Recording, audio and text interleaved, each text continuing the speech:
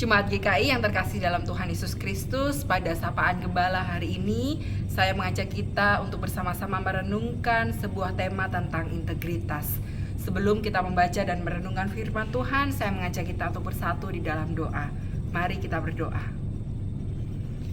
Segala syukur hanya bagi Tuhan yang memberikan hari yang baru bagi kami, kesempatan yang baru, kepercayaan yang baru untuk kami dapat mengelola setiap berkat Tuhan, termasuk nafas kehidupan yang Tuhan berikan kepada kami.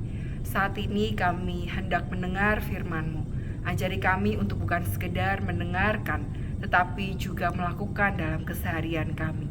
Bersabdalah bagi kami semua, ya Allah, bentuklah hati, pikiran, dan laku kami, sehingga segala sesuatu yang kami kerjakan berkenan di hadapan Tuhan dan menjadi berkat bagi sesama.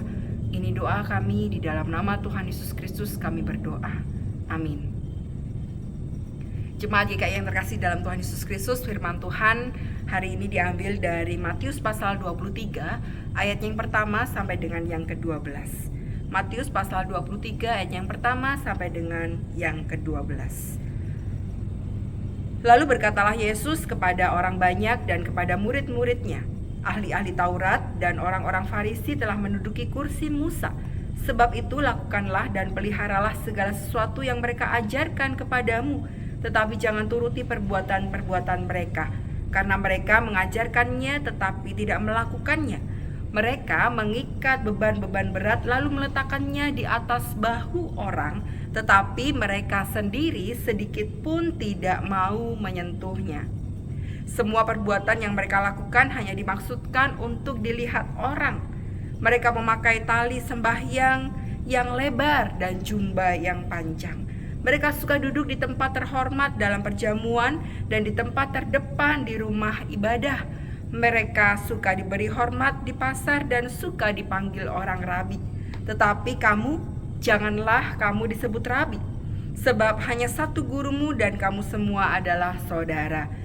Janganlah menyebut siapapun bapakmu di bumi ini, karena hanya satu bapamu, yaitu Dia yang di surga. Janganlah kamu disebut pemimpin, karena hanya satu pemimpinmu, yaitu Mesias. Siapa saja yang terbesar di antara kamu, hendaklah ia menjadi pelayanmu.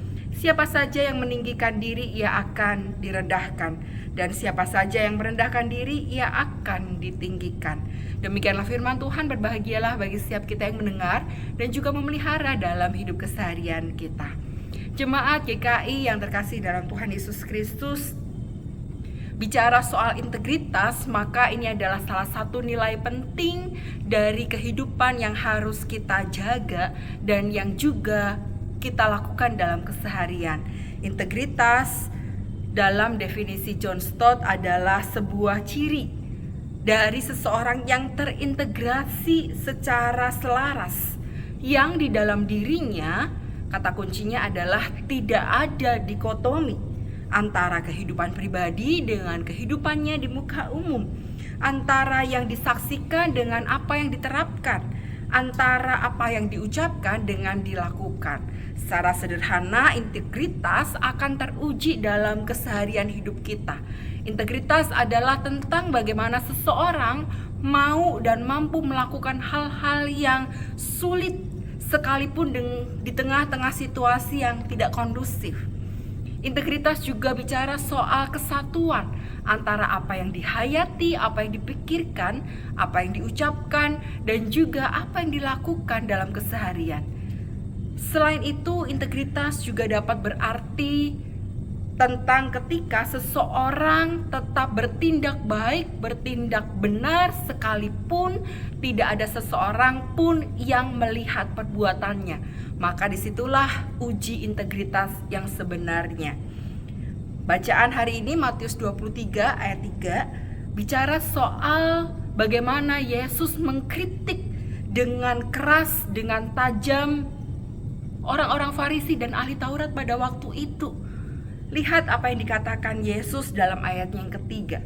Sebab itu turutilah dan lakukanlah segala sesuatu yang mereka ajarkan kepadamu, tetapi janganlah kamu turuti perbuatan-perbuatan mereka, karena mereka mengajarkannya tetapi tidak melakukannya. Yesus memberikan nasihat kepada orang banyak pada waktu itu dan juga kepada setiap kita untuk tidak mengikuti apa yang dilakukan oleh ahli Taurat dan orang Farisi. Mereka mengajarkan yang benar, tetapi mereka tidak melakukannya. Mereka pandai, berpengetahuan, mereka punya banyak wawasan, tetapi tidak mampu untuk mengerjakannya dalam keseharian. Kritik Yesus ini juga boleh menjadi nasihat bagi keseharian kehidupan kita. Bagaimana dengan kita? Adakah kita menjadi orang-orang yang selaras antara apa yang kita pikirkan dan juga yang kita lakukan, antara apa yang kita nasihatkan dan juga yang kita tindakan dalam keseharian? Beberapa hal yang menjadi panduan kita supaya kita menjadi pribadi yang berintegritas adalah yang pertama, saudara-saudara yang terkasih dalam Tuhan Yesus Kristus, jangan berhenti pada teori, tapi mulailah dengan melakukan. Supaya kita tidak dikritik banyak orang hanya pandai untuk berwacana, hanya pandai untuk mengeluarkan sejumlah teori. Mulai hari ini, lakukan apa yang kita yakini itu baik. Laksanakan apa yang menjadi keyakinan kita, dan kemudian tuangkan dalam tindakan-tindakan konkret.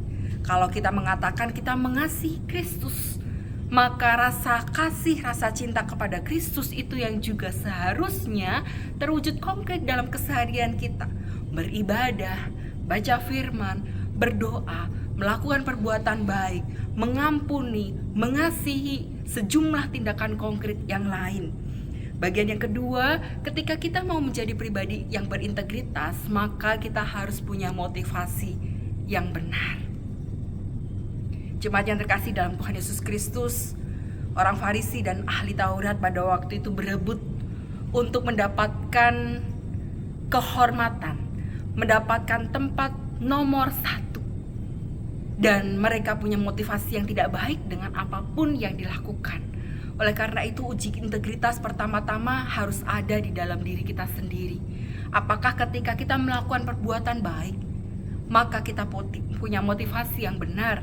Apakah ketika kita melakukan banyak hal dalam hidup, kita punya tujuan yang baik? Mari uji diri. Sebab integritas tidak akan terjadi ketika kita tidak mampu menguji diri kita sendiri. Bukan orang lain yang akan menilai kita, tetapi kitalah yang akan menilai diri kita sendiri.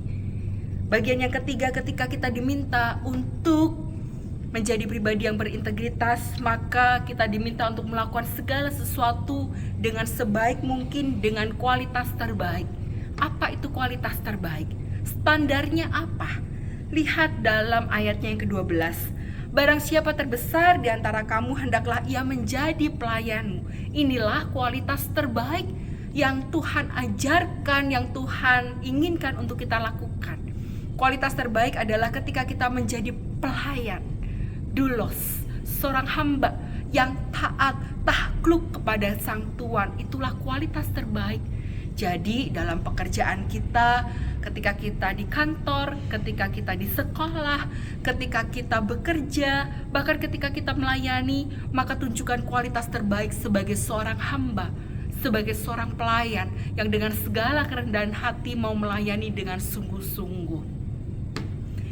Akhirnya integritas bicara tentang kualitas diri kita. Integritas bicara tentang siapa kita, baik ketika kita sedang seorang diri ataupun ketika kita sedang di muka umum.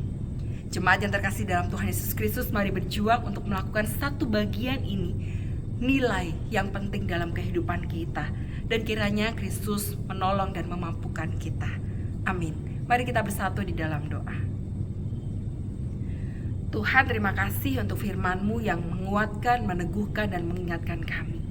Kami mohon kiranya Roh Kudus bersama dengan kami, menolong, menyertai, dan memimpin kami, supaya kami benar-benar dimampukan untuk menjadi pribadi yang berintegritas sebagai salah satu wujud konkret kehadiran kami sebagai anak-anak Tuhan.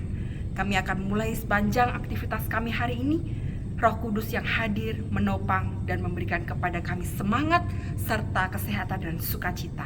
Terima kasih Allah, di dalam nama Tuhan Yesus Kristus kami berdoa. Amin.